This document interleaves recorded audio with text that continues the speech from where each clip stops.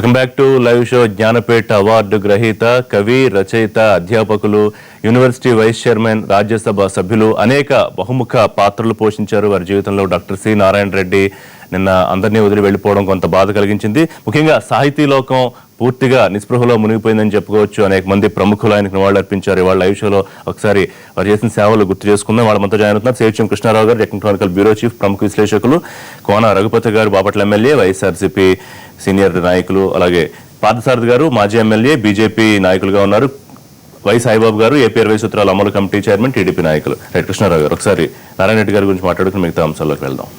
ఒకటేంటంటే ఆయన అత్యంత వెనుకబడిన ఆ రోజుల్లో బాగా కరీంనగర్ జిల్లా, ఇప్పుడు సిరిసిల్ల జిల్లా అవుతుంది, హనుమాజీపేటలో పుట్టినప్పుడు ఆయన విద్యాభ్యాసం అంతా ఉర్దూలో జరిగినా కూడా స్వయం కృషితో ఆయనకు అభిలాషతో ఆయన మొత్తం తెలుగులో వేరే ప్రైవేట్ పాఠశాలలో వాటిలో చదువుకుని ఇవాళ మొత్తం మన తెలుగు సాహితీ రంగంలో అంటే మోడర్న్ తెలుగు లిటరేచర్ అవి చూసుకుంటే చాలామంది పెద్ద పెద్ద వాళ్ళ సరసన నిలబడే స్థాయి ఈ సత్తా ఉన్నవాడు. అది నిరూపించగలిగాడు ఆయన రూపం కూడా స్ఫురద రూపం కానీ, లేకపోతే ఆయన తెలుగువారి యొక్క దాన్ని ఇప్పుడు శ్రీశ్రీ గారిని చూసాం, ఆయనంతా మామూలు ప్యాంటు చొక్కా వేసుకునేది ఉండదు. ఈయన అలా కాకుండా ఆయన పంచకట్టుడు కానీ అది కానీ దాని మీద ఒక ఇది కూడా రాశాడు, కవిత్వం కూడా ఆయన. సో ఆయన అధ్యాపకుడే కాదు, ఉపన్యాసకుడు. తెలుగు సినిమా రంగం వేరే డామినేషన్ ఉన్న రోజుల్లో, వేరే వాళ్ళ డామినేషన్ ఉన్న రోజుల్లో ఈయన ఇక్కడి నుంచి వెళ్ళి ఈయన దాశరథి గారు ఇద్దరు, దాశరథి గారి కన్నా మించి ఈయన ప్రాచుర్యం సంపాదించాడు. మంచి జ్ఞానపీఠ అవార్డు గ్రహీత, విశ్వనాథ సత్యనారాయణ గారికి ఏకలవ్య శిష్యుడు. ఆయనకి వచ్చిన తర్వాత మొదలు ఈయనకు వచ్చింది. ఇలాగ ఆయన రాసిన కావ్యాలు కానీ, గేయాలు కానీ, వచనాలు, కవిత్వాలు, ప్లస్ ఇంకా ప్లే రైట్స్ అంటే నాటికలు అన్నీ ఆయన కందుకూరి వీరేశలింగం గారితో పోల్చాల్సినటువంటి ఆ మల్టీ ఫేసిటెడ్ పర్సనాలిటీ. అంటే అన్ని రకాల సాహిత్య ప్రక్రియల్లోనూ ఆయన అందివేశించే దురదృష్టకరం. సరే కాదు, ఓల్డ్ ఏజ్ కాబట్టి చేసే కాలం అయింది, కానీ ఆయన చాలా ఇంత అంతా కాకుండా ఆయన చాలా లబ్ధ ప్రతిష్ఠుడు అంటే చెప్పాలంటే సాధారణంగా ఎవరన్నా లేనప్పుడు లోటు అనుకుంటాం, కానీ నిజంగానే చాలా పెద్ద లోటు సాహితీ. ఆయన చేసినటువంటి సాహిత్యం, ఆయన ప్రొడ్యూస్ చేసినటువంటిది ఆయన. ఎందుకంటే ఆయన నాకు బాగా క్లోజ్ కూడా. రోజు ఏదో ఒకటి 4 ముక్కలైనా రాకపోతే ఆయనకి అది తోచదు. ప్రతి సంవత్సరం కూడా తన పుట్టినరోజు జూలై 29న సంకలనం ఏడాదిలో రాసినవన్నీ తీసుకొచ్చి ఒక సంకలనంగా వేయడం కానీ, ఇలాగ ఆయన అన్ని విధాలుగా ఇటు ఇందాక చెప్పినట్టు అధ్యాపకుడిగా కాకుండా అడ్మినిస్ట్రేటర్గా కూడా ఆయన ఎక్కడైతే పనిచేసాడో ఆ యూనివర్సిటీలో అన్నింటికి ఆయన వైస్ ఛాన్సలర్ కూడా చేశాడు. తెలుగు భాష వికాసానికి చేసిన కృషి కానీ, సాంస్కృతిక మండలికి చైర్మన్గా కానీ, అధికార భాషా సంఘం అధ్యక్షుడు కానీ, ఇలాగ 1, 2 లేదు, అన్ని విధాలా ఆయన. బట్ రాజకీయాల్లో కూడా ఆయన ఎక్కడ జోక్యం చేసి ఆయనకి రామారావు గారు ఎంత తెలంగాణ విషయంలో బాగా తెలంగాణ కోసం కూడా లేదు. అప్పుడు ఏంటంటే తల్లాపల్లా సినిమాది అప్పుడు రామారావు గారు ఈయన ప్రబోధ గీతం ఇలాగ ఇంటిగ్రిటీ ఉండేట్టుగా రాయించాలంటే ఆయన ఆ పాట రాశాడు, తెలుగు జాతి మనది నిండుగా వెలుగు జాతి. ఆ నిండుగా తీసి ఇప్పుడు 2గా వెలుగు జాతి మనది అని ఆయన ఈ మధ్య ఒకసారి చమత్కరించాడు. ఎందుకంటే తెలంగాణ వచ్చిన తర్వాత ఏమంటే మరి మీరు ఇంకా దానికే కట్టుబడి ఉన్నారా, మరి ఆ రోజు సమగ్ర గీతం రాశారు కదా మీరు అంటే ఆయన ఇదే సమాధానం ఇచ్చాడు. ఇప్పుడు వచ్చిన తర్వాత ఎవరైనా యాక్సెప్ట్ చేయాల్సిందే కదా. నిండుగా తీసి 2గా అని పెట్టి ఆయన ఇచ్చేసాడు. ఆ చమత్కారు కూడా ఆయన మాటలు, ఆయన ఉపన్యాసాలు కూడా మనిషి గ్రహాన్ని జయించాడు కానీ తనలోని ఆగ్రహాన్ని జయించలేదు. ఇలాంటి కొన్ని పదాలు అది మంచి ఆకట్టుకునే రీతిలో ఆయన అద్భుతంగా ఉపన్యసిస్తాడు. రైట్. రఘుపతి గారు, సాహితీ సేద్యం చేశారు, ఇక వ్యవసాయం అయిపోయింది అనుకోవాలా? పెద్దలు కృష్ణ గారు చెప్పినట్టుగా ఆయన బహుముఖ ప్రజ్ఞాశాలి. ఆయన గురించి మాట్లాడటానికి మనకి భాష చాలదు. వ్యక్తిగతంగా ఆయనతో నాకున్నటువంటి పరిచయం నాన్నగారి ద్వారా. నాన్నగారు మరి సీనియర్ రంగం నుంచి రావటం, ఆయన కూడా ఎంతో ఈ భాష మీద మక్కువ. ఇద్దరు కలిసి అనేక సందర్భాల్లో ఇంటి దగ్గర కూర్చొని వాళ్ళు మాట్లాడుతున్నటువంటి సందర్భాలు, ఎన్నో సమయాల్లో నేను కూడా దాంట్లో పార్టిసిపేట్ చేయటం నా అదృష్టంగా భావిస్తాను. ఏక్తా కి ఆవాజ్ అనేటువంటి ఒక 14 భాషల్లో ఒక దీన్ని ఒక పాటను రాయించి రమేష్ నాయుడు గారి ఆధ్వర్యంలో మ్యూజిక్ డైరెక్షన్లో ఆనాటి ప్రధాని రాజీవ్ గాంధీ గారి చేతుల మీదుగా విడుదల చేయడం జరిగింది. భాష వేరైనా భావం ఒక్కటే అనేటువంటి దాని మీద ఆ రోజు చేసినటువంటి ఆ ప్రయోగం ఆ క్రమంలో ఎన్నో సందర్భాల్లో ఆయన్ని కలవటం జరిగింది. నాన్నగారు చనిపోయిన తర్వాత కూడా బాపట్లో కోన ప్రభాకర్ కళాక్షేత్రానికి ఆయన రాజ్యసభ సభ్యులుగా ఒక దాదాపు 10 లక్షలు ఇచ్చి నాన్నగారి గురించి చాలా గొప్పగా ఆయన చెప్పినటువంటి మాటలు ఈరోజు కూడా గుర్తున్నాయి. నేను దాదాపుగా 50స్లో వచ్చేసిన వాడిని. ఏ పాట పాడినా ఏ పాట విన్నా గుర్తున్న ఏ పాట విన్నా కూడా దాదాపుగా సి నారాయణ రెడ్డి గారికి కనెక్ట్ అవుతాం అనేది, అంటే నిన్న మొన్న చదివినటువంటి పేపర్ల ద్వారా నిన్న ఇవాళ చూస్తే అరే ఈ పాట కూడా ఈయనేనా, ఈ పాట కూడా ఈయనేనా అనేటట్టుగా మనకి ఆరాధన సినిమాలో మహమ్మద్ రఫీ పాడినటువంటి నామది అనేటువంటి పాట, ఏకలవ్య సినిమాలో అద్భుతమైన పాటలు ఒకటి కదా, అన్నయ్య సన్నిధి, ఇదే నాకు పెన్నిదని ఆ రోజులు సూపర్ హిట్ అయిన సాంగ్.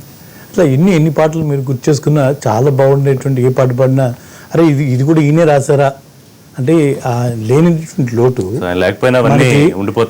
అది తీరనిది అని చెప్పడానికి చాలు. వారు సి నారాయణ రెడ్డి గారి కన్నా సినారేగా చాలా ప్రముఖులు. గ్రామీణ ప్రాంతంలో కూడా ఎక్కడ చూసినా కూడా సాయంకాలం రచ్చబండల మీద కూర్చున్నప్పుడు అక్కడ ఉన్నటువంటి వాళ్ళు చాలామంది ఈ పాటల గురించినే ఎక్కువగా కూడా ప్రస్తావన చేస్తుంటారు. అంటే సమాజంలో వార్తాపత్రికలు ఏ విధంగా అయితే తమ మీడియా ద్వారా అనేక రకాలైనటువంటి సందేశాలు అమలు చేస్తున్నారో, అలాగే వారు తమ యొక్క పాటల యొక్క కవిత్వంలో కూడా భావ వ్యక్తన సరిగ్గా ప్రకటించడం ద్వారా ప్రజల హృదయాల్లో తెలియకుండానే వాటికి సంబంధించినటువంటి యొక్క చర్చను తీసుకొని రావడం, దాన్ని ఇంప్లిమెంట్ చేసే విధంగా ఉన్నారు. మనం ఈరోజు వారికి నివాళి అంటే దాన్ని ఏ స్థాయిలో మనం ముందుకు తీసుకువెళ్ళాలి, అన్ని యొక్క పార్టీలకు అతీతంగా వారు ఇచ్చిన మంచి సాహిత్యాన్ని ఏ విధంగా మనం ముందుకు తీసుకువెళ్ళాలనేటువంటిదే వాళ్ళకి నివాళి అవుతుంది. మంచి పాయింట్. సాయిబాబు, సి నారాయణ రెడ్డి గారు మృతి చెందటం అనేది చాలా బాధాకరం. ఆయన ఒక సాహితీవేత్తగా కాకుండా సామాజిక స్పృహ ఉన్న ఒక కవిగా ఉన్నారు. ఆయన సామాజిక స్పృహకి గుర్తింపుగా ఆ రోజున ఎన్టీ రామారావు గారు రాజ్యసభ సభ్యులుగా నియమించిన, అదేవిధంగా తెలుగు యూనివర్సిటీ వీసీగా నియమించిన, అట్లాగే తెలుగు భాషాభివృద్ధి సంఘంలో నియమించిన అనేక పదవులు ఆయన నిర్వహించారు. ఇవన్నీ కూడా ఒక సామాజిక స్పృహతో సమాజానికి సేవ చేయాలనే వ్యక్తిగా తెలుగు ప్రజల్లో జ్ఞానపీఠ అవార్డు అందుకున్న 2వ వ్యక్తిగా నిలిచారు. అటువంటి గొప్ప వ్యక్తి మన మధ్య లేకపోవటం బాధాకరం. Right right. ఇవాళ అంశాల విషయానికి వస్తే కృష్ణారావు గారు, ఏపీ రాజకీయం ఆసక్తికరంగా మారుతుందా? కాంగ్రెస్ నుంచి తెలుగుదేశంలోకి శిల్పామోహన్ రెడ్డి 3 ఏళ్లు వెయిట్ చేసిన తర్వాత ఇటు అధికార పార్టీ నుంచి ప్రతిపక్ష వైసీపీలోకి మారిన, సరే దానికి ఆయన కారణాలని చెప్పారు. అంటే ఇది కేవలం నంద్యాలకి మాత్రమే ఉప ఎన్నికకి పరిమితమైన అంశంగా చూడాలా, లేకపోతే పాత కొత్త టీడీపీల మధ్య ఒక పొసగని వైనం మరింత ఇదే పరిస్థితి ముందుకు తీసుకెళ్తుందని భావించాలా? ఇప్పుడు ఫిరాయింపులు వేరు, ఈ ఎమ్మెల్యేలు అటు ఇటు వెళ్ళిన దాఖలాలు ఉన్నాయి కదా. ఈ 3 ఏళ్ళు ఏం కర్మ, అంతకు ముందు కూడా ఉన్నాయి కదా. జగన్మోహన్ రెడ్డి గారి పార్టీ పెట్టినప్పుడు అటు నుంచి కొందరు ఫిరాయించి వాళ్ళు రాజీనామా చేశారు, ఇక్కడ చేయలేదు. అది డిఫరెంట్ ఇష్యూ. ఫిరాయింపులు అనేది ఈ రాష్ట్రాలకి కొత్త కాదు ఒకటి. ఈ రెండోది కర్నూలు కడప రాజకీయాలు బాగా తెలిసిన అడిగా నేను చెప్పేది కొద్దిగా ఫ్యాక్షన్ వ్యవహారాలు కొన్ని ఉన్నాయి ఇందులో. ఉదాహరణకి ఆలగడ్డ నంద్యాల 2 పక్క నియోజకవర్గాలు. ఈ ఆలగడ్డలో భూమా నాగిరెడ్డి గారు, భూమా శోభా నాగిరెడ్డి గారు, ఇప్పుడు వాళ్ళ అమ్మాయి ఇది ఉన్నప్పుడు అవతల గంగుల ప్రభాకర్ రెడ్డి, వాళ్ళ అన్నయ్యటువంటి ప్రతాప్ రెడ్డి, ఆయన మాజీ ఎంపీ, లోక్సభ రాజ్యసభ ఎమ్మెల్యే 4 సార్లు, ఆయన సీనియర్. ఆయన వాళ్ళు ఎర్రగొడిదిలో ఉంటారు, వీళ్ళు ఆలగడ్డలో ఉంటారు. వీళ్ళిద్దరిది మధ్య ఇప్పుడు పొసగని వ్యవహారం. ఎందుకంటే వాళ్ళ ఫాదర్ని ఈయన మర్డర్ చేసాడని, వాళ్ళు మర్డర్ చేసాడని, ఇవన్నీ ఉన్నాయి. చాలా కేసులు ఉన్నాయి, కొన్ని కేసులు అవి. సో ఆలగడ్డ వాళ్ళది ఏమైందంటే మొదటిసారి అక్కడ శోభా నాగిరెడ్డి గారికి అడ్జస్ట్ చేయాల్సి వచ్చి అక్కడ ఆయనను ఆవిడ భర్త అయినటువంటి నాగిరెడ్డి గారిని నంద్యాల పట్టుకొచ్చారు. ఈ నంద్యాలలో కూడా వీళ్ళ ప్రాబల్యం ఉంటుంది. యాక్చువల్గా వీళ్ళందరి మీద కూడా కడప వెనకాల నుండి నడిపిస్తూ ఉంటుంది కడప రాజకీయాలది. ఈ నంద్యాలకి ఏంటంటే శిల్పామోహన్ రెడ్డి గారు అంతకుముందు కాంగ్రెస్లో మంత్రి కిరణ్ కుమార్ రెడ్డి గారి టైంలో మంత్రిగా చేశాడు. తెలుగుదేశం ఫిరాయించి కాంగ్రెస్ ఏం లేదని చెప్పి తెలుగుదేశం క్యాండిడేట్, దాన్ని భూమా నాగిరెడ్డి గారు ఓడించారు. ఆ ఓడించిన భూమా నాగిరెడ్డి మళ్ళీ ఇటు వచ్చాడు. మరి వీళ్ళ సంగతి ఏంటి, అక్కడ అడ్జస్ట్మెంట్లు చాలా కొన్ని జరుగుతూ ఉంటాయి. కొన్ని సంఘటనలు అడ్జస్ట్ మామూలుగా అవ్వవి. కొన్ని ఫ్యాక్షన్ మైండెడ్ వ్యవహారాలు ఏంటంటే కొన్ని పంచాయతీలు అవి చేస్తే కొంచెం ఏదో నడుస్తూ ఉంటుంది. అవన్నీ చేసే ప్రయత్నాలు చేశారు. అయినా కూడా కొన్ని హత్యాకాండలు అలాంటి కార్యక్రమాలు కూడా జరిగాయి. ఇంత చేస్తే ఆయన పోయాడు. ఆయన పోయిన తర్వాత ఇప్పుడు మరి నేనే ఒరిజినల్ ఆర్టిస్ట్ని కదా అని ఈయన నాకు ఇవ్వాలి అని. దానికి ఏంటంటే వీళ్ళు ఇంకో క్యాండిడేట్ని ఆ అమ్మాయి భూమా అఖిలప్రియ రెడ్డి ఉంది కదా, వాళ్ళ కుటుంబంలో ఏంటంటే ఆయన భూమా శేఖర్ రెడ్డి అని ఉన్నాడు. ఆయన చనిపోతేనే అప్పుడు బై ఎలక్షన్ జరిగింది. వాళ్ళ అబ్బాయి ఉన్నాడు, అతను తీసుకొచ్చి పెడదాం అనేది వాళ్ళేదో చేస్తున్నట్టుంది. ఈ రెండు పంచాయతీల మధ్య చంద్రబాబు నాయుడు గారు నలిగిపోయాడు, ఇటు వీళ్ళ అటు వాళ్ళ అది ఇదని. మామూలుగా అయితే నీకు ఆలగడ్డలో నువ్వు ఎమ్మెల్యే, ఇప్పుడు నువ్వు అక్కడ చూసుకో, నీ మంత్రి ఇచ్చాం, ఇక్కడ శిల్పామోహన్ రెడ్డి అని హామీ ఇచ్చేసి ఉంటే మరి ఒకలా ఉండేదేమో. మళ్ళీ ఏదో ఈ మధ్య 4-5 రోజులుగా తక్రారు మళ్ళీ మొదలెట్టారు. ఎందుకంటే చంద్రబాబు నాయుడు గారు యుఎస్ వెళ్ళడానికి ముందు రోజున కూడా దీని మీద చర్చ జరిగింది. ఆయన వచ్చిన తర్వాత బాగానే అంతవరకు ఉంది. మళ్ళీ వీళ్ళు ఏదో లోకల్గా ఏదో చేసినట్టున్నారు. దాంతో ఈయన ఇటుపోదామని నిర్ణయించుకున్నారు. ఇది ఒక రకంగా మనం ఇంతకుముందు విశ్లేషణ చేసినట్టే ఈ సోకాల్డ్ ఫిరాయింపు రాజకీయాల్లో రాష్ట్రంలో రాజకీయం అయినా ఇటు మారుతుందా అటు మారుతుందా, అసలు ఏంది కథ అనేది తెలిసే ఏకైక ఎన్నిక జరగబోతుంది ఉప ఎన్నిక. ఈ భూమానాగిరెడ్డి గారు ఎస్పీ రెడ్డి గారిది అవుతుంది అనుకున్నారు కానీ డిస్క్వాలిఫై కాలేదు కదా ఆయన. సో ఇప్పుడు ఇది జరుగుతుంది. జరిగినప్పుడు శిల్పామోహన్ రెడ్డి కూడా ఏదో is not native of that Nandyal, ఆయన కడప జిల్లా ప్రొద్దుటూరు వాసి ఆయన. సో అదే కడప రాజకీయాలు ఎక్కువ పనిచేసే వ్యవహారం అక్కడ ఉంటుంది. ఇది జగన్మోహన్ రెడ్డి ప్రతిష్ట. సరే ఇప్పుడు ఆయన రేపు చేర్చుకుని రేపే మళ్ళీ ఆయన క్యాండిడేట్ ఇచ్చి అది ఎలా ఉంటుంది. ఆల్రెడీ రాజగోపాల్ రెడ్డి అని ఒక అతన్ని సరి చేశారు అక్కడ. మరి అతను చేసినప్పుడు మరి ఇతను ఏంటి అనేది ఆ అడ్జస్ట్మెంట్ ఎలా అనేది ఒక పాయింట్. చంద్రబాబు నాయుడు గారి వ్యవహారం వస్తే ఇప్పుడు శిల్పామోహన్ రెడ్డి వెళ్ళిపోయిన తర్వాత ఆయన వీళ్ళిద్దరిని ఉంచడం కోసం ఏం చేశాడు, చక్రపాణి గారిది శాసన మండలి చైర్మన్ అయిపోయిన తర్వాత చక్రపాణి గారిది ఆ జిల్లాకే మళ్ళీ మండలి చైర్మన్ ఇద్దాం, చక్రపాణి రెడ్డి అని ఉన్నాడు వీళ్ళ అన్నయ్య. అతనికి ఎమ్మెల్సీ మొదటిసారి ఇచ్చారు, మళ్ళీ రెండోసారి ఇచ్చారు, అతన్ని చైర్మన్ చేస్తాను హామీ ఇచ్చారు. అంటే అతనికి అది నీకు ఈ టికెట్ అన్నట్టుగా అడ్జస్ట్మెంట్కి ట్రై చేశారు. కానీ మరి ఇతనికి ఎందుకు శిల్పామోహన్ రెడ్డికి కుదిరినట్లేదు. వాళ్ళు లోకల్ ప్రచారంలోనో లేకపోతే నాకు ఇచ్చినా కూడా వాళ్ళు చేయరేనో, ఇది ఇస్తే బాగుంటుంది అన్నప్పుడు ప్రతి వాళ్ళు ఊరికే పార్టీ ఫిరాయించారు, అవతల గిట్టుబాటు అయినా ఉంటుంది అనుకుంటారు, వాళ్ళ రాజకీయంగా అయినా ఉంటుంది అనుకుంటారు, బాగుందని వెళ్తారు. సో ఆ ఎస్టిమేట్లో ఆ వ్యవహారంలో అయినట్టుంది. ఇప్పుడు ఏంటంటే ఇక డైరెక్ట్గా ఇక నేరుగా ఇప్పుడు వాళ్ళు వీళ్ళు ఇక హోరాహోరీ వ్యవహారం జరుగుతుంది. అక్కడ ఆల్రెడీ ఎన్ఎండి ఫరూక్ ఇలా 2-3 ఉన్నారు వాళ్ళు లోకల్ వాళ్ళు. సరే మా సంగతి ఏంటంటే మేము మొదటి నుంచి మేము ఉన్నాం కదా, మధ్యలో ఈ శిల్ప వచ్చాడు, మధ్యలో నాగిరెడ్డి వచ్చాడు, మరి మా సంగతి ఏంటని ఇవన్నీ చూసుకుని మరి చేయాలి. బట్ ఇది ఇందా చెప్పినట్టు ఇది ఈ ఉప ఎన్నిక ద్వారా కొంచెమైనా మనకి కొంచెం తేడా ఉందా లేదు అదే కొంత పిక్చర్ తెలుస్తుంది. సాయిబాబు గారు ముఖ్యమంత్రి పార్టీ అధ్యక్షుడు చెప్పినా కూడా ఆయన బుజ్జగించే ప్రయత్నాలు పెద్దగా ఫలించలేదు. ఏమిటి కారణం? ముఖ్యంగా ఈ నంద్యాల వరకు పరిమితం అవుతుందని అడిగినట్టు, లేకపోతే పాత కొత్తల మధ్య మిగతా చోట్ల కూడా ఉన్న వ్యవహారం రేపు మరింత మళ్ళీ ఏ గూటి పక్షులు ఆ గూటి పక్షులు అనే పరిస్థితి వస్తుందంట. ఇక్కడ తెలుగుదేశం పార్టీ తన విధానంలో చాలా క్లియర్గా ఉందండి. శిల్పామోహన్ రెడ్డి గారు నిన్న మాట్లాడుతా కార్యకర్తలు నన్ను పక్కకి వెళ్ళమంటున్నారనే మాట మాట్లాడారు. కానీ తెలుగుదేశం పార్టీలో నేను ఎమడలేకపోయానని కానీ, లేకపోతే అధిష్టానం నన్ను చిన్న చూపు చూస్తుందని కానీ, లేకపోతే ఎక్కడ కూడా ఆయనేమి అన్నారు కదా. కొంత 3 ఏళ్ల నుంచి మనం నాగిరెడ్డి గారి గురించి ఏం మాట్లాడదు. భూమా అఖిలప్రియ వచ్చినాక నా అనుచరుల మధ్య ఆమె అనుచరుల మధ్య పొసగలేకపోతున్నాం అనేది అన్నారు. కానీ ఎక్కడ పార్టీ అధిష్టానానికి 1-2 సార్లు నేను నివేదించాను, దాన్ని సరిచేయమని అడిగాను. కానీ పార్టీ డెవలప్మెంట్ వీటి గురించి ఎక్కడా పెద్దగా ప్రాధాన్యత లేదు. తెలుగుదేశం పార్టీ ఫస్ట్ నుంచి కూడా నంద్యాల నియోజకవర్గంలో ఇంటాక్ట్ గా ఉంది, పవర్ఫుల్ గానే ఉంది. కాబట్టి శిల్పామోహన్ రెడ్డి గారు వ్యక్తిగతమైన కారణాల వల్ల పార్టీ విడిచారు. కానీ సిద్ధాంతపరంగా కానీ, లేకపోతే ప్రభుత్వం మీద వ్యతిరేకత కానీ, అధిష్టానం మీద వ్యతిరేకత అంటే ఎట్లాగా సార్ తెలిసిందే కదా. ఇప్పుడు ఆయనకి ముఖ్యమంత్రి పార్టీ అధినేత ఎష్యూరెన్స్ ఇవ్వలేదు, ఈ సీటు ఉప ఎన్నిక టికెట్ ఇస్తున్నారా ఇవ్వట్లేదా అని. వెళ్లే ముందు అడిగితే వచ్చాక చెప్తా అన్నారు. ఒకే ఒక విషయం ఋషి గారు, సీట్ ఇవ్వకపోవటం, సీట్ ఇవ్వటము, లేకపోతే ఎన్నికల్లో పోటీ చేయడానికి అనుమతించడము, లేకపోతే అనేది రకరకాల కారణాల మీద డిపెండ్ అయి ఉంటుంది. ఇక్కడ లాస్ట్ టైం ఆయనకి మా తెలుగుదేశం పార్టీ టికెట్ ఇచ్చింది. అది గతంలో ఆయన కాంగ్రెస్ పార్టీ టైంలో మంత్రిగా చేస్తున్నా కానీ అక్కడ ఓడిపోయే పరిస్థితిలో ఉంచారు. రకరకాల కారణం వల్ల పార్టీ యొక్క అసెస్మెంట్ పార్టీగా ఉంటుంది. దానివల్ల టికెట్ ఇస్తేనే నేను ఉంటాను, ఇవ్వలేకపోవడం అనేది అవకాశవాద రాజకీయం అయింది, కానీ సహేతుకమైన కారణం అయితే కాదు. అంటే ఇట్లాంటి అసంతృప్తులు ఇంకా చాలా మంది అటువంటిది పార్టీ మొత్తం కూడా ఎక్కడా లేదు. ఈయన కేవలం నాకు అధిష్టానంతో పొసక్క నేను బయటకు వెళ్తున్నానని చెప్పలేదండి. లోకల్గా భూమా అఖిలప్రియతో మేము కొద్దిగా డిఫరెన్స్లు ఉండడం వల్ల నేను బయటకు వెళ్తున్నాను, ఇది పూర్తిగా ఆయన వ్యక్తిగత కారణంగా చెప్పాడు కానీ ఎక్కడ కూడా టోటల్ మీద మనం అన్వయించడానికి కూడా వీల్లేదండి. సో ఆమె స్పీడ్కి అయినా అందుకోలేకపోతే రకరకాలండి. పాత కొత్తలు అంటే ఇప్పుడు ఆమె యంగ్స్టర్గా ఉన్నారు, బిలో 30 years ఏజ్లో ఎమ్మెల్యేగా ఉండి ఒక మంత్రిగా వెళ్ళి ఉన్నారు. అట్లాగే ఈయన సీనియర్ నాయకుడిగా ఉన్నారు, 50 సంవత్సరాల పైన ఉన్నారు, మంత్రిగా చేస్తున్నారు. ఈయనకి వానికి డెఫినెట్గా ఐడియాలజీలో కొంత రెఫరెన్స్ ఉండొచ్చు కానీ అక్కడెక్కడ ఫ్యాక్షన్లు కానీ మిగతా తగాదాలు కానీ ఎక్కడ లేవండి. అక్కడ రఘుపతి గారు ఆయన ఒక మాట అన్నారు, నంద్యాల ఓటమి నుంచే టీడీపీ డౌన్ఫాల్ లేకపోతే టీడీపీ భవిష్యత్తు అర్థమవుతుంది రాష్ట్ర ప్రజలకు. ఏంటి అంత కాన్ఫిడెన్స్ అంటే? ఒకటే ఆయన టికెట్ కన్ఫర్మ్ అయి ఉండాలి, బహుశా అందుకే రేపు ఆయన కండువా కప్పుకునే పరిస్థితి వైసీపీ కండువా. సో నిజంగా ఓడించేసి మొత్తం అంతా ఇలా ఉంది అని చెప్పే అంత కాన్ఫిడెన్స్ ఏంటి పార్టీకి?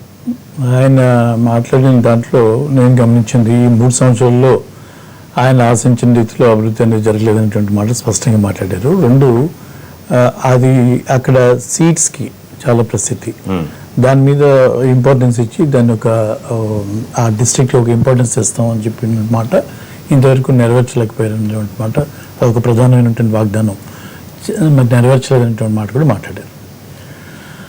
రాజకీయాల్లోకి వస్తే కారణాలు అంటే ఇప్పుడు ఆయన ఒకవేళ టికెట్ వచ్చి ఉంటే కనుక పెద్ద కారణాలు అయి ఉండకపోవచ్చు.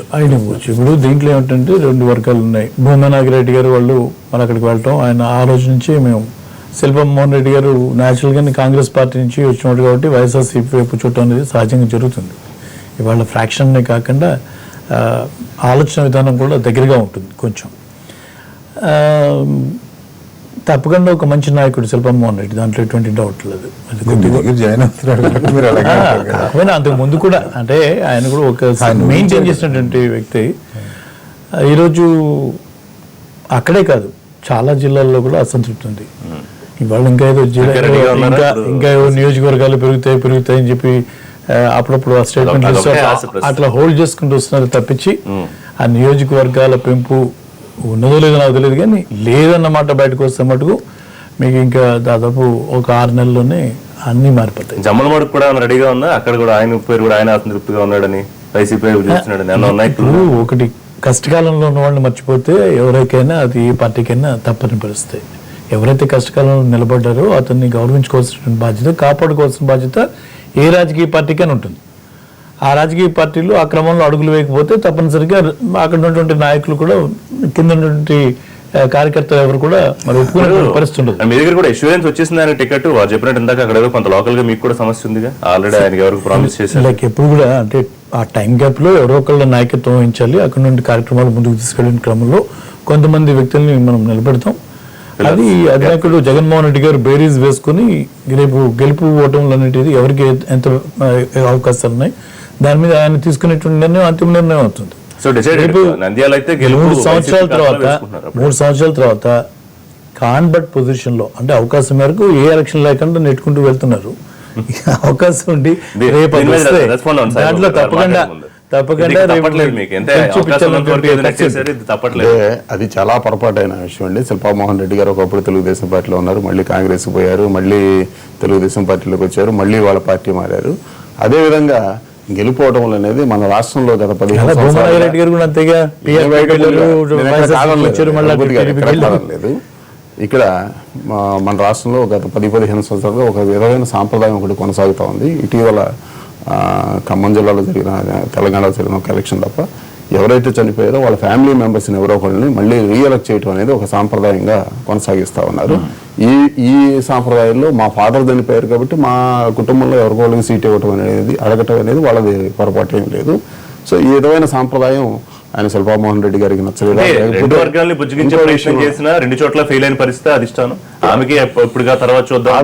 ఆ విధంగా ఎందుకు అనుకోవాలి? ఆ కుటుంబంలో వ్యక్తి చనిపోయారు కాబట్టి ఆ కుటుంబంలో వాళ్ళకి సీట్ ఇవ్వటం సబబుగా ఉంటుంది అనేది నిర్ణయం తీసుకుని ఉండొచ్చు అనుకోవచ్చు కదా. అది కొన్ని కారణాలు ఉంటాయండి. రాజశేఖర రెడ్డి గారు చనిపోయినప్పుడు విజయమ్మ గారు కంటెస్ట్ చేయడానికి తెలుగుదేశం పార్టీ ఎదురు పోటీ కూడా పెట్టలేదు. ఈ విధంగా అనేక సెట్లలో జరిగినాయి. దాని మీద పెద్ద విషయం అయితే కాదండి ఇది. ఆయన చెప్తున్నారు ఈరోజు 3 సంవత్సరాల తర్వాత పేరు చేసుకుంటే గ్రౌండ్ రియాలిటీ ఏంటంటే ప్రభుత్వం మీద విపరీతమైనటువంటి అసంతృప్తి ఉంది.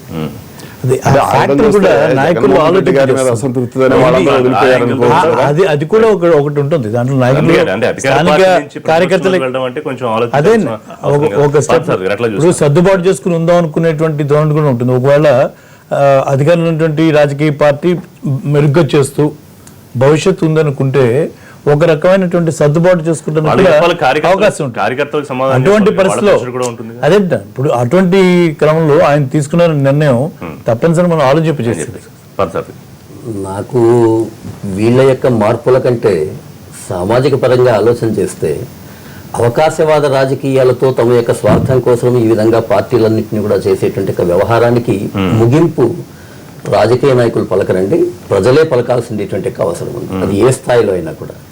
ఈ రోజంతా కూడా స్వలాభాపేక్షతో ఏ పార్టీలకు వెళితే ఎక్కువ కాంట్రాక్టులు వస్తాయి, ఏ పార్టీలో వస్తే లాభాలు వస్తాయి అనేటువంటి ఒక వ్యక్తుల్ని మనం కానీ ఇప్పుడు కూడా చర్చ ఎంతసేపు వాడు ఇటు మారాడు అనేది ఉంది. కానీ ఈ చెయ్యడం అనేటువంటిది తప్పు కాబట్టి ప్రజలందరూ ఇట్లాంటి వాళ్ళని వ్యతిరేకించాలనేటువంటి ఒక విషయంగా మనం కూడా ఒక మీరు చెప్పిన దాన్ని బట్టి ఒకవేళ ఇప్పుడు ఆయన వైసీపీ నుంచి పోటీ చేస్తే ఆయన ఓడించాలంటారు ప్రజలు, అంతేనా? నేను ఈ రోజు ఒక్కటనే చెప్పను. ఫ్యాక్షన్ రాజకీయంలో కూడా అక్కడ దాదాపుగా ఎలా తయారైపోయిందంటే వర్గాలు ఇంత దాకా తెలుగుదేశం తిట్టిండేటువంటి వాళ్ళు ఆ పార్టీలోకి వెళ్తానే ఆ పార్టీ చాలా గొప్పది, ఈ పార్టీ చిన్నది అనేటువంటి. అయితే దయచేసి ప్రజల్లో నుంచి గానీ, మీడియా నుంచి గానీ, మేధావుల నుంచి గానీ ఎవరిదైనా ఇటువంటి వ్యవహారానికి ఎక్కడో ఒక చోట ఫుల్ స్టాప్ రానంత వరకు ఇట్లాంటిది కేవలం ఇది ఒక వ్యాపార వాళ్ళని రావాలి. ఇప్పుడు పార్టీ రాజీనామా చేయకపోతే నువ్వు రాను అని వీళ్ళు అనాలి, లేకపోతే మళ్ళీ రాజీనామా చేసి గెలువు అని చెప్పాలి. మార్పు అనేది దానికన్నా కూడా ఈ చట్టాలు అనేటువంటివి ఇంకా కఠినతరంగా తయారై లేదా గతంలో ఒక రకమైన చర్చ జరుగుతోంది. ఒక 5 సంవత్సరాల పాటు they will be no election. ఇప్పుడంతా ఏంటి, ఈ ఎలక్షన్ ఫర్ ఎగ్జాంపుల్ ఈ ఒక్క ఎలక్షన్ లో ఏదో పొరపాటున వైఎస్ఆర్సీపీ గెలిచిపోతే మొత్తం గెలిచిపోయినట్లు, లేకపోతే ఇక్కడ ఏదైనా ఓడిపోతే మొత్తం ఓడిపోయినట్లు. ఇది కాదు కావాల్సిందేటువంటిది. చర్చ అనేటువంటిది విధానాలు, ప్రజలకు ఏం జరుగుతుంది, వీటి మీద ఎక్కువ చర్చ ఉండాల్సిండేది పోయి మాక్సిమం ఏదో ఒక పాయింట్ వచ్చిందనుకోండి మొత్తం అంతా దీని మీదనే ఉంటుంది. అసలైనటువంటి యొక్క పరిపాలనా విషయంలో కానీ దీంట్లో మొత్తం అంతా కూడా చట్టాలు చేయాల్సిన వాళ్ళు ఆ స్థాయిలో ఆలోచించప్పుడు వెంకయ్యనాయుడు గారు ఒక మాట అన్నారు, తెలంగాణలో అన్నారు, ఆంధ్రప్రదేశ్ లో అనలేదండి. పార్టీ మారిన వెంటనే ఎమ్మెల్యే రద్దయిపోయేలాగా చట్టం తీసుకురావాలి, చట్టాన్ని బలోపేతం చేయాలని. తర్వాత సమస్యలు వచ్చి దాన్ని మరి ప్రపోజల్ పెట్టలేదు కదా ఆ స్థాయి నాయకులకు. నేను కోరుకుంటున్నది కూడా అంతే. అది బీజేపీ కానివ్వండి, కాంగ్రెస్ కానివ్వండి, వైఎస్ఆర్సీపీ కానివ్వండి, ఎక్కడో చోట ఫుల్ స్టాప్ పెట్టే విధంగా ఇట్లాంటివి మనం వెళ్ళినప్పుడు మాత్రమే ఉంటుంది. కానీ లేదా అంటే ఇప్పుడు ఈ రోజు మనం ఏం చర్చిస్తున్నాం, ఈయన అక్కడికి పోతే లాభం ఉందా, ఇక్కడికి పోతే నష్టం ఉందా, దీని గురించి నేను చర్చిస్తున్నాను తప్ప ప్రజలకు వచ్చే నష్టాల గురించి మనం గెలిచిన తర్వాత ఆయనే కదా ఏదో మంచి చేయాలని చెడ్డ చేయాలని. నంద్యాలలో పరిస్థితి చెప్పాలంటే ఇప్పుడు శిల్పామోహన్ రెడ్డి వైఎస్ఆర్ కాంగ్రెస్ పార్టీ క్యాండిడేట్ అనుకుందాం, ఇంక అంతే అవుతుంది. లేకపోతే ఆయన ఇలా దండం పెట్టుకుంటూ వైఎస్ఆర్కి అది ఫ్యాన్ గుర్తు అనుకుంటారు, ఫ్యాన్కి వేయండి అని అంటాడు. అదే క్యాండిడేట్ మొన్న సైకిల్కి ఏమని వచ్చాడు అనేది అందరికీ తెలుసు, కళ్ళకి కనబడుతుంది కదా. పోనీ అటు చూస్తేనేమో ఆ ఫ్యామిలీ వాళ్ళందరూనేమో ఆ ఫ్యాన్కి పనిచేసిన వాళ్ళు ఇప్పుడు సైకిల్ పెట్టుకుంటారు. మీరు ఇందా జమనమడుగులు అన్నారు, ఆ రామసుబ్బారెడ్డి గారి ఫ్యామిలీ, బాంబుల శివారెడ్డి గారి వాళ్ళ అబ్బాయి, వాళ్ళదంతా తెలుగుదేశమే. వాళ్ళు పుట్టినప్పటి నుంచి అంటే పార్టీ ఆ పార్టీ పుట్టినప్పటి నుంచి అందులో చేరారు. అంతకుముందు కూడా ఆయన ఇండిపెండెంట్గా గెలిచాడు. చేస్తే అది ఎక్కడ అందులో వ్యతిరేకత కాంగ్రెస్, యాంటీ కాంగ్రెస్, యాంటీ రాజశేఖర రెడ్డి. అక్కడ కడపలో ఏంటంటే కాంగ్రెస్ రాజశేఖర రెడ్డి, యాంటీ రాజశేఖర రెడ్డి ఈ రెండు. రాజశేఖర రెడ్డి వ్యవహారం, రాజశేఖర రెడ్డి వాళ్ళను జగన్మోహన్ రెడ్డి ఎంకరేజ్ చేసిన వీళ్ళంతా ఇప్పుడు మంత్రి ఆదినారాయణ రెడ్డి వాళ్ళు. నారాయణ రెడ్డి వాళ్ళ జమ్మలమడు శివారెడ్డిని చంపిన దాంట్లో నిందితులు ఎవరు? ఈ ఆదినారాయణ రెడ్డి వాళ్ళ అన్నయ్య నారాయణ రెడ్డి, వీళ్ళే కదా మళ్ళీ ఈ చడిపురాళ్ళు. సో వీళ్ళేమో ఇప్పుడు ఇటు వచ్చారు. ఆ రామసుబ్బారెడ్డి ఏమో మహానాడు అయిపోయిన తర్వాత వెళ్ళి కలుస్తాను చంద్రబాబు నాయుడు గారితో, నేను ఇందులోనే ఉంటాను నేను చెప్తున్నాడు. మరి ఆయన అక్కడ ఉంటున్నాడు, జమనాడులోనే ఉంటున్నాడు. ఇప్పుడు ఎవరు ఇది అవుతారో, ఇది ఎవరిని ఇప్పుడు ఎవరిని నిందిస్తాం, పార్టీలో అలాగే ఇవన్నీ అంటే వాళ్ళని. ఇదే నేను చెప్పేది అడ్జస్ట్మెంట్. ఇప్పుడు మనం నిర్మోహమాటంగా మాట్లాడుకోవాలంటే తెలంగాణలో కూడా కేసీఆర్ గారు చాలా మందిని లాగాడు కదా, ఒకే కాన్స్టిట్యున్సీ ఓడిపోయినా గెలిచినా అలా అందరిని లాగాడు. ఇక్కడికి గొడవలు అవడంలా ఏమి అక్కడేమో ఈయనకన్నా సీనియరు, తెలుగుదేశం పార్టీకి అత్యధిక కాలం ప్రెసిడెంట్గా ఉన్న వ్యక్తి, ముఖ్యమంత్రి అన్ని చేసాడు, గతంలో 9 ఏళ్ళు ముఖ్యమంత్రి చేసిన వ్యక్తి. ఇది ఇందాక మొదట్లో చెప్పినట్టు ఆళ్ళగడ్డ రే బాబు నీకు ఇది ఇచ్చాం పదవి, మీకు వదిలేయండి ఇక వాళ్ళు చూసుకుంటారు మీకు అని ఆ అడ్జస్ట్మెంట్లు చేసి ఉంటే ఈ పరిస్థితి వచ్చేది కాదు. వీళ్ళు మారినా కదా. తర్వాత ఈ ఓపెన్ ఎంకరేజ్మెంట్ అప్పుడే మీరు భూమా నాగిరెడ్డికి వీళ్ళకి ఏంటంటే తగరాలు కొన్ని వరుస వ్యవహారం ఉన్నాయి. వీళ్ళకి కొన్ని వరుస వాళ్ళకి కొన్ని వరుస ఇవ్వడము, ఫ్యాక్షన్లు, కేసులు, మాఫీలు ఇవి చాలా ఉన్నాయి. దీంట్లో లోపాయకారి వ్యవహారాలు చాలా జరుగుతాయి. అది ఇది అయినప్పుడు చక్రపాణి రెడ్డికి చైర్మన్ ఇస్తున్నాం, నీకు ఏమో ఎమ్మెల్యే టికెట్ ఇస్తాము అని అన్నప్పుడు దీనికి ఆయనకి ఎందుకు సాటిస్ఫై చేయలేకపోయాడు అనేది అక్కడ పాయింట్. అది ఎందుకు బిడిసి కొట్టింది అనేది లేకపోతే శిల్పమోహన్ రెడ్డి వాళ్ళు రాత్రి ఇక్కడ ఎందుకు చేరుతున్నాడు, మధ్యలో ఈ గ్యాప్ వచ్చినప్పుడు ఏమైంది అనేది కూడా పాయింట్. ఇది మనం ఊరికే తీసుకుంటే ఇలాంటి విపత్కర పరిణామాలు కూడా వస్తూ ఉంటాయి. అది కూడా దీనికి రిషి గారు అవసరానికి మించి ఆయన ఒక కంఫర్టబుల్ మెజార్టీలో ఉన్నా కూడా అవసరాన్ని పార్సారథి గారు వాళ్ళు అన్నట్టుగా అవసరాన్ని మించి అవతల ప్రలోభాలు పెట్టి డిస్టర్బ్ చేసి అసలు ప్రతిపక్షం అనేది లేకుండా చేసేయాలనేటువంటి ఒక కుట్రపూరితమైన దురాశపూర్వకంగా ఆలోచన ఏదైతే చేశారో ఈ రోజు అది బెడ్స్ కొడుతోంది. సరే డిలిమిటేషన్ మరీ ఇబ్బంది అవుతుందేమో రేపు వచ్చే ఎన్నికల నాటికి.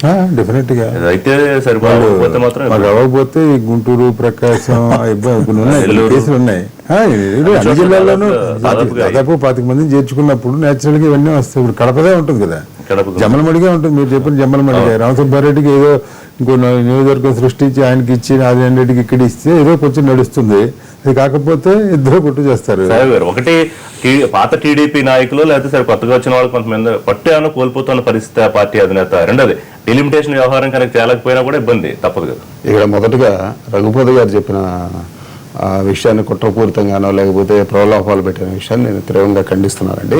ఎందుకంటే తెలుగుదేశం పార్టీ మెజార్టీలో ఉన్న విషయం రఘుపతి గారికి కూడా తెలుసు. ఎక్కడ ప్రలోభాలు పెట్టాల్సిన అవసరం, కుట్రలు పొందాల్సిన అవసరం ఏం లేదు. అక్కడ జగన్మోహన్ రెడ్డి గారి వ్యవహార శైలి నచ్చక, ఆయన ఒక ఇష్యూ మీద బేసిల్ మీద లేక, అట్లాగే డెవలప్మెంట్కి యాంటీగా ఉండటం వల్లనే వాళ్ళందరూ పార్టీ వదిలించామనేది చాలా క్లియర్గా చెప్తా ఉన్నారు. సో అది అక్కడ వాళ్ళ వ్యవహారం కానీ ఎవరు ప్రలోభాలు పెట్టారు, రాజకీయ కోణం ఆలోచన. ఒక్క నిమిషం అండి, రాజకీయ కోణమే. మీరు కుట్రలు పన్నారు ఏదంటే మీరు కుట్ర ఏమన్నారు ఏమనేది చెప్పాలండి. మీరు పెద్దవాళ్ళు, మీరు చెప్పేది క్లియర్ గా చెప్పాలి. కానీ ఏదో ఒక నింద వేసేసినట్టుగా వేసేయడానికి వీల్లేదండి. రెండోది కృష్ణారావు గారు చెప్పినట్టుగా జమ్మలమడుగులో రామసుబ్బారెడ్డి గారి ఫ్యామిలీ తెలుగుదేశం పార్టీ పుట్టినప్పటి నుంచి తెలుగుదేశం పార్టీలో ఉన్నారు. రామసుబ్బారెడ్డి గారు వ్యక్తిగతంగా నాకు అనేక సంవత్సరాల నుంచి, గత 20 సంవత్సరాల నుంచి మిత్రుడండి. సో ఆయన వ్యవహార శైలి కూడా నాకు తెలుసు. ఆయన నిబద్ధతగా పార్టీలో ఉన్నదాన్ని ఇది కాదండి ఇట్లని మాట్లాడగలిగిన సత్తాను పార్టీ అధినేతకు చెప్పగలిగిన ధైర్యం కూడా ఆయనకు ఉన్నదండి. దాన్ని కన్విన్స్ చేస్తూ ఉంటారు. ఎక్కడ కూడా ఇట్లాంటిది లేదండి. రెండోది డీలిమిటేషన్కి దీనికి అన్ని ముడిపెట్టుకుంటా ఉంటాం అనేది కరెక్ట్ కాదు. అనేక మంది తెలుగుదేశం పార్టీ విధానాలు వచ్చి లేకపోతే తెలుగుదేశం పార్టీని ఈ రాష్ట్రాన్ని కాపాడగలదనే ఒక విషయం నచ్చి ఇతర పార్టీల నుంచి వచ్చే ఉన్నారు. మీరు ఇక్కడే ఒక విషయం, ఒక వైసీపీ ఎమ్మెల్యేలే కాదండి, కాంగ్రెస్ పార్టీ తరఫున పోటీ చేసి ఓడిపోయిన వాళ్ళు కూడా కొంతమంది గత 3 ఏళ్లలో అనేక మంది చేరారు. సో ఇవన్నీ రకరకాల కారణాలతో చేరటాలు పోరాటాలు ఉంది. కొంతమందికి సిద్ధాంతం ఉండి చేరారు, కొంతమంది సిద్ధాంతం లేక చేశారు, కొంతమంది వ్యక్తిగతమైన వాటితో చేరి ఉండొచ్చు. అన్నింటినీ ఒకే ఘాటను కట్టడం అయితే కరెక్ట్ అయితే కాదు. బ్రేక్ తీసుకుందాం. బ్రేక్ తర్వాత చర్చ కొనసాగిద్దాం.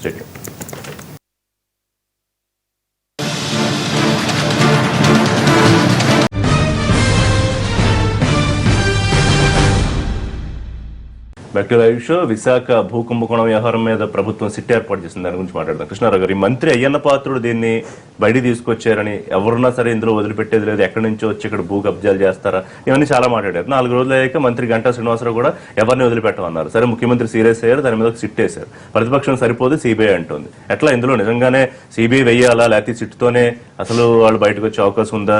నేరుగా ముఖ్యమంత్రిని, మంత్రి లోకేష్ అందరినీ కూడా తీసుకొస్తున్నాయి ప్రతిపక్షాలు. ఈ కుంభకోణాలు జరిగినప్పుడల్లా ఏంటంటే ప్రభుత్వం ఏది తీసుకున్నా, అంటే అక్కడ మోడీ, ఇక్కడ కేసీఆర్, పక్కన చంద్రబాబు నాయుడు గారు ఎవరైనా ప్రభుత్వం తరపున ఏదైనా వేస్తే ప్రతిపక్షాలు ఎప్పుడు దాన్ని స్వాగతించి ఆ బ్రహ్మాండంగా వేసామని అనరు.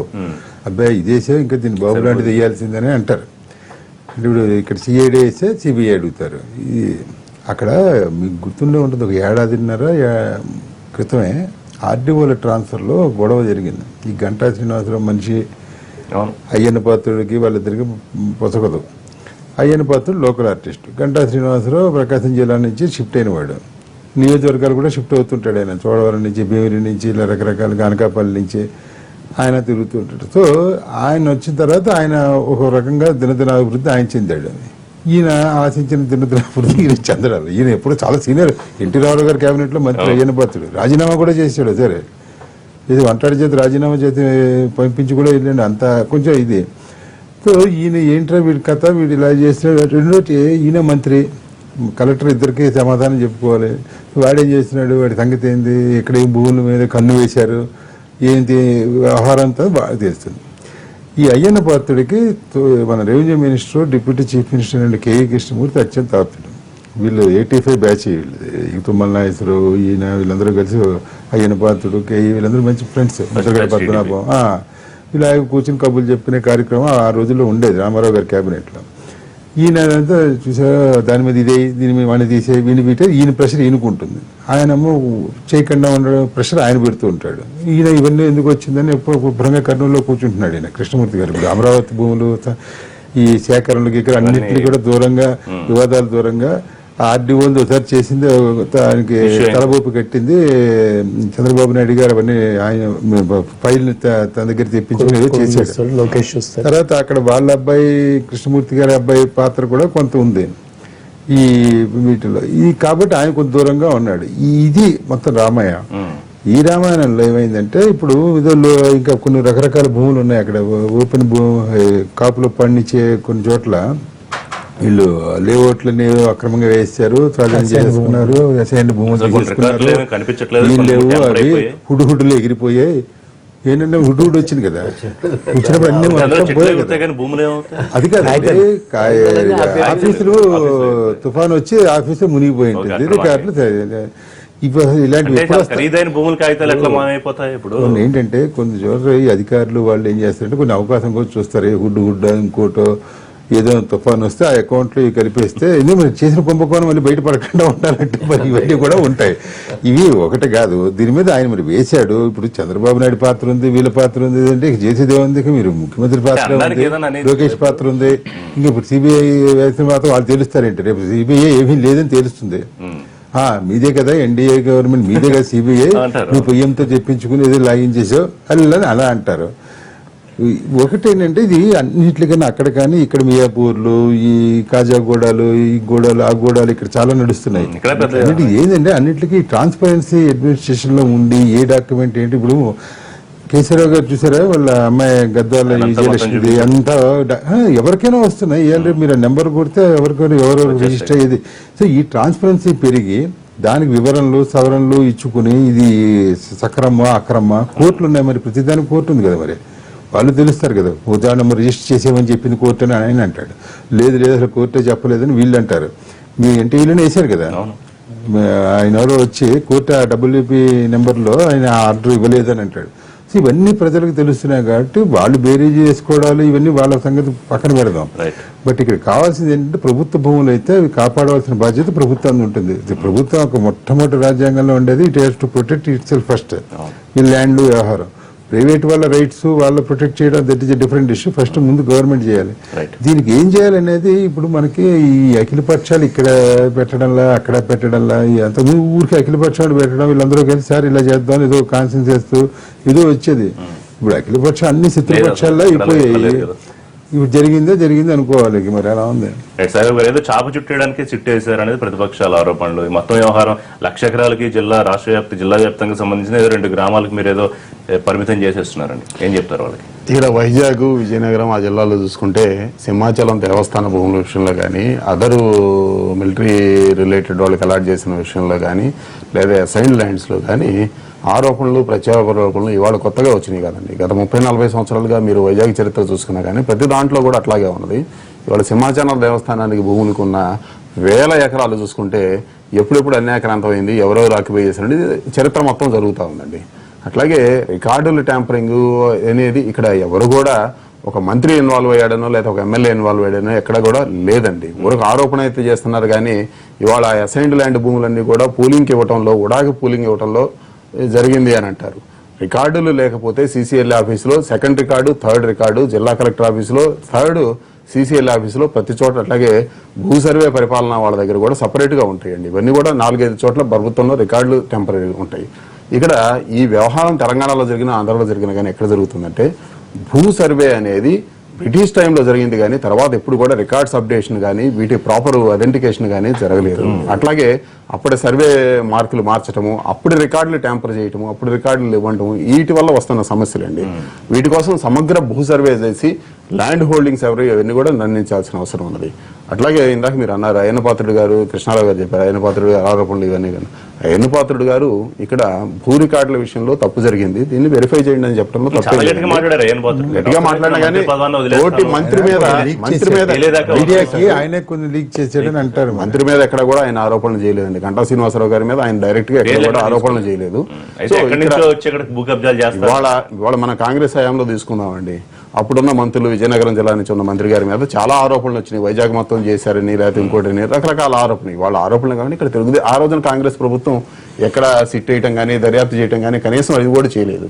ఇక్కడ ముఖ్యమంత్రి గారు సహృదయంతో చాలా ఇది చేసుకొని ఎవరు తప్పు చేసినా వాళ్ళని శిక్షార్హులే, దీన్ని సిట్ ఇవ్వండి అన్నారు. సిట్ అనేది ఒక అధికారులతో వీళ్ళందరితో ఉన్నాక వాళ్ళు రికార్డులు చూసి, లేకపోతే అక్కడ ప్రతిపక్షం వాళ్ళైనా నా ఓటు వాళ్ళైనా. హోంమంత్రి ఒక మాట అన్నారు, అంటే ఆయనకు కూడా అనుమానం ఉందా, మంత్రులు ఉన్నా ఎమ్మెల్యేలు ఉన్నా కూడా ఎవరిని ఎవరు ఉన్నా కానీ ఆయన చిన్నరాజప్ప గారికి ఒకటే డైలాగ్ వచ్చు, అది అన్ని చోట్ల అదే మాట్లాడుతూ ఉంటాడు ఆయన. ఎవరున్నా దోషుల్ని శిక్షించే వదిలేదు లేదు, అది వేరు మంత్రులు ప్రస్తావన తీసుకొచ్చారు కదా. ఎవరున్నా మంత్రుల స్థాయి వీళ్ళు అడుగుంటారు, ఏమన్నా మంత్రులు ఉన్నారని అంటే ఆ మంత్రులు ఉన్నా కూడా ఉపేక్షించేది లేదు. అక్కడ ఎవరు దానికి ప్రజా సంఘాలు ఉన్నాయి, అట్లాగే ఆరోపణ చేయడానికి సిద్ధపడిన వైఎస్ఆర్ పార్టీ వాళ్ళు కానీ సిపిఐ పార్టీ వాళ్ళు ఎవరైనా సిటీకి రిప్రజెంటేషన్ ఇవ్వచ్చు, ఎవరైనా చేయొచ్చండి, అందులో ఇదేం లేదు.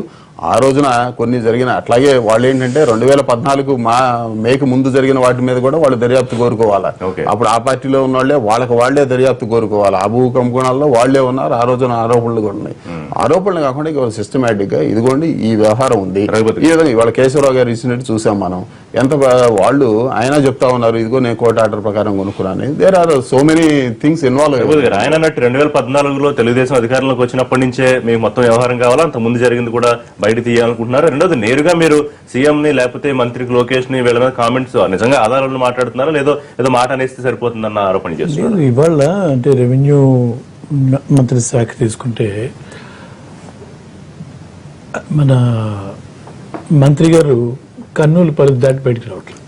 కారణం ఏంటంటే కనీసం ఆర్డీఓ కాదు ఎంఆర్ఓని కూడా ఆయన పర్యవేక్షణలో జరిగినటువంటి పరిస్థితి మనం చూస్తున్నామంటే entire revenue department is working under Lokesh with the guidance of the chief minister. Lokesh గారికి ఏం సంబంధం, ఆయన శాఖ కాదు. జరుగుతుంది ప్రతి శాఖ కూడా ఏ పోస్టింగ్ రావాలన్నా కూడా లోకేష్ ప్రమేయం లేనిది జరగట్లేదు అనేది ఇవాళ జగమెరిగిన సత్యం. ఇవాళ మనం వ్యక్తులకు పేర్లు పక్కన పెట్టేస్తే ట్రాన్స్పరెన్సీ రావాల్సిన అవసరం ఉంది. ఒక బాధ్యత గల మంత్రి పదవులు ఉండే అయ్యన్నపాత్రుడు గారు ఒక కామెంట్ చేశారు, మేము గొడవ చేసేదాకా ఈ సిట్ ఎందుకు వేయలేదు అనేది ఒకటి మనం మాట్లాడుకోవాలి. ఒక మంత్రిగా ఆయన స్పందించి మాట్లాడారంటే దాన్ని ఎంత తీవ్రంగా తీసుకోవాలి, ఎప్పుడు తీవ్రంగా తీసుకున్నారు, మేము వెళ్ళి అక్కడ గొడవ చేస్తే చేస్తున్నారు. సో మేము ఇప్పుడు ఏమంటా ఉన్నాం అంటే ఇది ఇంకొంచెం ట్రాన్స్పరెంట్ గా బయటకు తీసుకెళ్దాం. ఇక్కడ మనం ఏదో వేసుకుంటే మన ఆఫీసర్లు మన మేనేజ్మెంట్ కింద పనిచేస్తున్నటువంటి మన ఇన్ఫ్లుయెన్స్ కింద పనిచేస్తున్నాం. ఇవాళ మేము శాసనసభ్యులుగా ఉన్నామండి. నేను చెప్తాను రిషి గారు, ఈ రోజు జరుగుతున్న పరిశీలన చేస్తే చాలా దురదృష్టకరం. గతంలో నేను చంద్రబాబు నాయుడు గారి పరిపాలన చూస్తాను. ఇంత దుర్మార్గమైనటువంటి పరిపాలన, ఇంత దురదృష్టకరమైన పరిపాలన ఏ రోజు మేము చూడలేదు. ఈ రోజు మేము శాసనసభ్యులుగా ఉన్న కనీసం ఈరోజు తెలుగుదేశం పార్టీలో ఉన్నటువంటి ఒక చోట నాయకుడు ఓడిపోయిన సర్పంచ్ అయినా సరే వాడికన్నా మా పరిస్థితి తీసికట్టు. ఇవాళ ఏ అధికారి కూడా ఎమ్మెల్యేకి ఏం రిపోర్ట్ చేయడు. రఘుపతి గారు సిబిఐ అంటే జగన్మోహన్ రెడ్డి సాక్షాత్ జగన్మోహన్ రెడ్డి మీద సిబిఐ పెట్టిన 11 కేసులకి అతిగతి లేదు. నేను ఏం చెప్తాను అంటే సిబిఐ ఎందుకంటాం మనం సిబిఐ అనమాట. ఇక్కడ రేవంత్ రెడ్డి ఎందుకు సిబిఐ అంటాడు, సిబిసిఐడి ఎందుకు వద్దంటాడు, ఆ తెలుగుదేశం నాయకుడే కదా. నేనేమంటున్నా అంటే ఇక్కడ అంటే మనం ఎక్కడ ఎవరైతే ఇన్వాల్వ్ అవుతుంటామో మన ప్రమేయం లేకుండా మనం రిజైన్ చేసి తప్పుకొని మనం సహకరించాలని చెప్పి మనం మాట్లాడుకుంటున్నాం ఉపన్యాసాలు. అలాగే సిబిఐ అనేది బయట నుంచి వచ్చేటువంటి కాబట్టి సెంట్రల్ ఆర్గనైజేషన్ కాబట్టి అక్కడి నుంచి జరిగితే ఇంకొంచెం ట్రాన్స్పరెంట్ గా ఇంకొంచెం కాన్ఫిడెంట్ గా ప్రజలకి ఆ విషయం బయటకు వెళ్తుంది అనేటువంటి ఆ క్రమంలో మనం సిబిఐ దర్యాప్తు అనే దానికి డిమాండ్ చేస్తూ ఉంటాం. అది ఎవరు చేసినా ఇక్కడ మేము చేసినా లేకపోతే అక్కడ చేసినా. తెలంగాణలో ఉంటుంది, మీరు ఆరోపణలు చేసినప్పుడు ఆధారాలు లేకపోతే జైలుకు పంపిస్తామని. సరే ఆంధ్రప్రదేశ్ లో ఇంకటువంటి ఏం చెప్పలేదు, కానీ మీరు నేరుగా ప్రభుత్వ పెద్దల్ని ఇందులోకి లాగే ప్రయత్నం. ఈ రోజు కలెక్టర్ స్థాయి కానీ ఎస్పీ స్థాయి కానీ నేరుగా సీఎంఓ ఆఫీస్ నుంచే డైరెక్షన్స్ వస్తూ ఉంటాయి. రిపోర్ట్ టు సీఎంఓ ఆఫీస్ నుంచే. మీరు ఇంకా మళ్ళీ డైరెక్ట్ మళ్ళీ చంద్రబాబు నాయుడు అనకండి. సీఎం ఆఫీస్ నుంచి డైరెక్షన్ వచ్చి చంద్రబాబు నాయుడు గారి దగ్గర నుంచి వస్తుంది దగ్గర మనం అర్థం చేసుకోవాలి. ఈ క్రమంలో మేము డైరెక్షన్ చేసి వి ఫీల్ వెరీ బ్యాడ్. ఇవాళ అధికారులు మేము అడిగేటువంటి మినిమం ఇన్ఫర్మేషన్ కూడా శాసనసభ్యుడి దగ్గర ఉండదు. Right. మీరు ఏ రకంగా పోయి బడ్జెట్ సమావేశాలు పాల్గొంటారు, Right. ఏ ఇన్ఫర్మేషన్ ఉందని పాల్గొంటారు, మొత్తానికి ఈ మీకు ఏం వ్యవహారం తెలుసని పాల్గొంటారు. సరిపోదు, CBI కావాలి. మొత్తం కూడా ముఖ్యమంత్రి కార్యాలయం నుంచి నడుస్తున్నటువంటి బీజేపీ ఎట్లా చూస్తాం, విష్ణుకుమార్ రాజు గారు కూడా CBI దీని మీద చాలా సీరియస్ గా మాట్లాడారు. ఆయన ఒక్కడే మాట్లాడారు, మరి అక్కడ జిల్లాకు సంబంధించిన వ్యక్తి కాబట్టి మాట్లాడారు అనుకోవాలా? ఐ థింక్ వేరే వేరే అంశాలు ఏమైనా ఉన్నాయా? శాసనసభలో ఒక్క నిమిషం, శాసనసభలో కూడా విష్ణుకుమార్ రాజు గారు ఈ విషయం ఎత్తారు మొన్న సమావేశాలు. ఇవాళ ఈయన భద్రుడు మాట్లాడాను కాదు, విష్ణుకుమార్ రాజు గారు గట్టిగా ఎత్తారు, అది పట్టించుకోలేదు. ఆ రోజు మాట్లాడలేదు. జనరల్ గా భారతీయ జనతా పార్టీ దీంట్లో కాంగ్రెస్ వైఎస్ఆర్సీపీనా తెలుగుదేశం అనేటువంటి ఒక ఆలోచన ఉండదండి. ఎక్కడైనా అవినీతి జరిగితే ఖచ్చితంగా ఏ స్థాయిలో అయినా సరే దాని మీద రిప్రజెంటేషన్ రావాల్సిందే, దాని మీద పూర్తి విచారణ జరగాల్సిందేటువంటిదే. పొరపాటున దాంట్లో బీజేపీ వాళ్ళు ఉన్నా కూడా కఠినంగా శిక్షించాలి అని చెప్పగలిగేటువంటి ఒక స్థాయి ఒక బీజేపీకే ఉంది. సో మా తరఫున అయితే సిట్ అయినా సరే ఇదైనా సరే కనీసం దీని నుంచి అయినా ఏదో ఒక టార్గెట్ పెట్టుకొని ఆ రోజుకైనా సరే మొత్తం వ్యవస్థను తీసుకుని వస్తాం.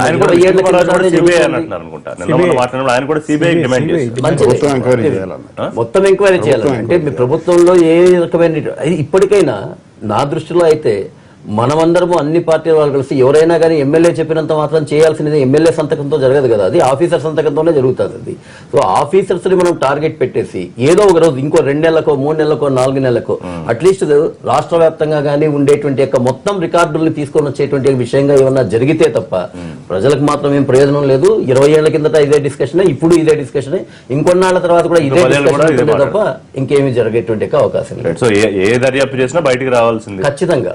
అవసరం ఎత్తుకుతే ఇప్పుడు ప్రతిపక్షం అడిగిన దాని కాదు, వారు చెప్పినటువంటిది అయితే కరెక్టే. ప్రభుత్వమే ముందుకు వచ్చి యావత్తు దేశంలో అసలు మాక్సిమం ఒకవేళ రాజకీయ నాయకునికి వస్తే మహా అంటే 10% వచ్చేనా అండి, పోయేది 90% అధికారికి, అక్కడ ఉండేటువంటి వ్యాపారస్తునికి, ఆఫీసర్కి. ఈ రోజు చూస్తే రాజకీయ నాయకుల కన్నా కూడా ఆఫీసర్స్ మాక్సిమం ఎక్కడ చూసినా, అది జూబ్లీ హిల్స్ లో చూడనివ్వండి, ఎక్కడైనా చూడండి. దురదృష్టం ఏంటంటే ఇక్కడ పార్టీలన్నీ కూడా మన మీద వాళ్ళు, వాళ్ళ మీద వాళ్ళు, ఒకరి మీద ఆరోపణలు ఉన్నాయి కానీ రియల్ గా ఎగ్జిక్యూటివ్ అథారిటీ మీద చేసేటువంటిది, నేను ముఖ్యమంత్రి ఆర్డర్ ఇచ్చినా కూడా జరగదు అనేటువంటి తెలుసు కదా. చీఫ్ సెక్రటరీనో, అక్కడ ఉండే సెక్రటరీనో, అక్కడ ఉండే ఎంఆర్ఓనో, ఆర్డీఓనో సంతకం చేస్తేనే జరుగుతుంది. వాళ్ళని టార్గెట్ చేయడం లేదు మనం.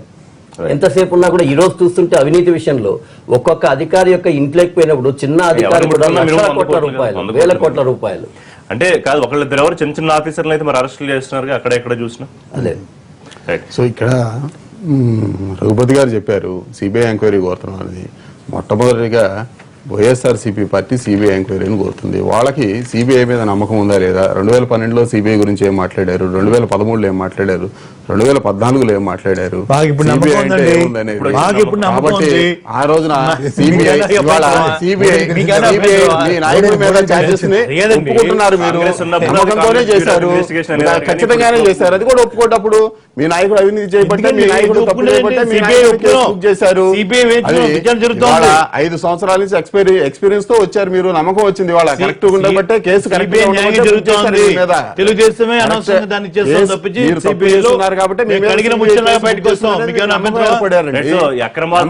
రాష్ట్రంలో ఉండడానికి వీల్లేదన్నారు ముఖ్యమంత్రి గారు. సో కేవలం అధికారులకి పరిమితం అవుతుందా, ఉన్న వాళ్ళంతా బయటపడతారు? ఎవరు ఇందులో ఉన్నా కానీ దాని మీద చర్యలు తీసుకోవడం అనేది ఖచ్చితంగా జరుగుతుందండి.